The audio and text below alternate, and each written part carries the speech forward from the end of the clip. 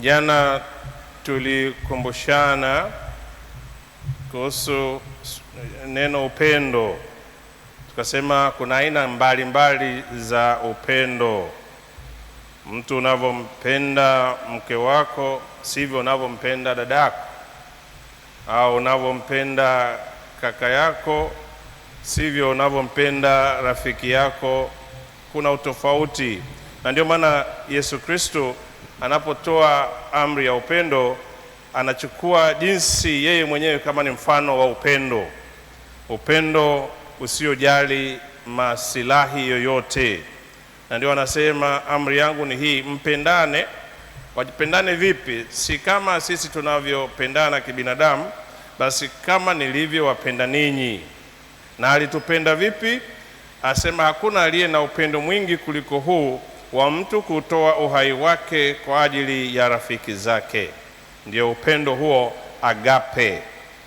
Ndio upendo huo ambao Kristo anawahitaji, anawaalika wanafunzi wake. Kama wanataka kuwa wanafunzi kweli kamili, sio wa kujifanya, basi wanaitwa na kualika kupenda kama Kristo alivyowapenda kwa kutoa uhai wake. Sisi ndio wanafunzi wa Kristo, na hii amri Kristo leo anatupa mimi na wewe, kupendane kama Kristo alivyopenda kwa kutoa uhai wake kwa ajili yetu. Ni kutafuta neema ya Mungu kwanza, uweze kutambua katika nafsi yako kipimo kikubwa cha Mungu alivyokupenda wewe. Yaani amemtoa mwanae kwa ajili yangu mimi. Unapotafakari kwanza upendo huo wa Mungu katika nafsi yangu, basi ndio utakapoweza kupenda kama alivyotupenda. Kwa sababu hauwezi ukatoa kile ambacho hunacho.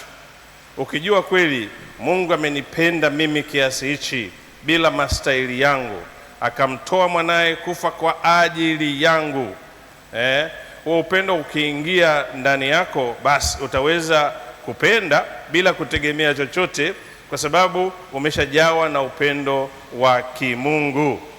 Usipohisi kupendeka wewe mwenyewe, hutaweza kupenda wengine kwa dhati, bali utakuwa unatumia watu ili kujaza utupu wako ndani yako.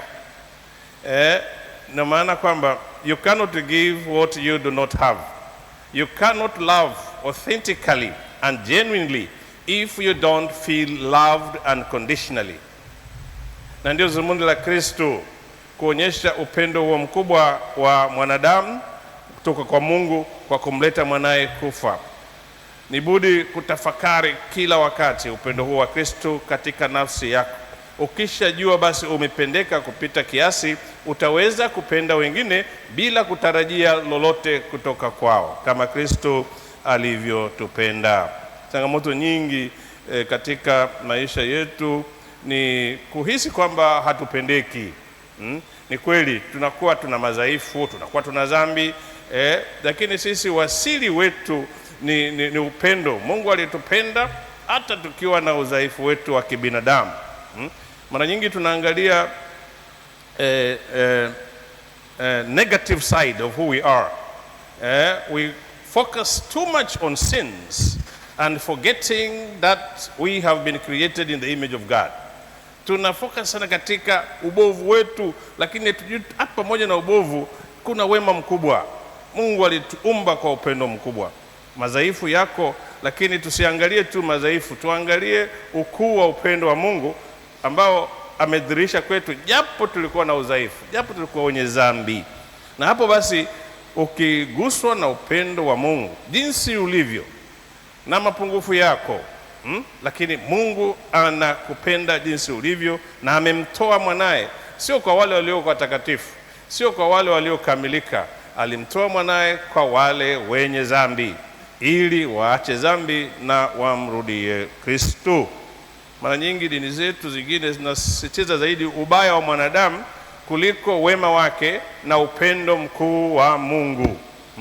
Kwa hiyo Kristo anavyosema mpendane kama nilivyowapenda ninyi, na upendo huo ni wa kujitoa nafsi yake. Uanze kwanza kuhisi ulivyopendwa na Mungu kikamilifu, na ndivyo basi utaweza kupenda wengine. Kama hakuna upendo ndani yako, ni kama ndoo empty. It's an empty bucket. So there is nothing to give out. Kutafakari kuhusu upendo, jinsi Mungu alivyokupenda wewe binafsi, sio ubinafsi. Ni kuweza kuwapenda wengine kama alivyotupenda sisi.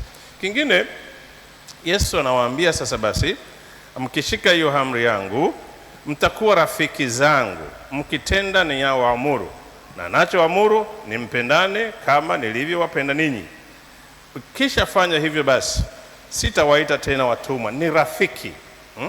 Sasa Yesu mwana wa Mungu, dini zote za kibinadamu, hakuna dini ambayo inamuona Mungu kama rafiki.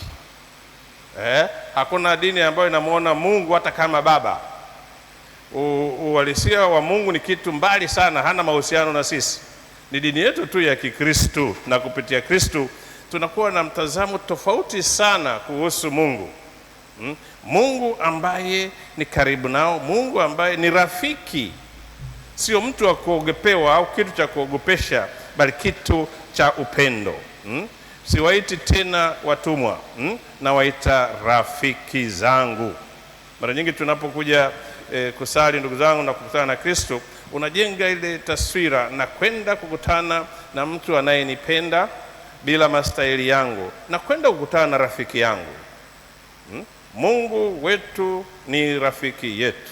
Mungu wetu ni baba yetu anayetusindikiza katika safari hii ya maisha. Bado Mungu, ili upendo huo wa kimungu usiokuwa na maslahi, usiokuwa na conditions zozote, tuweze kuzihisi katika maisha yetu.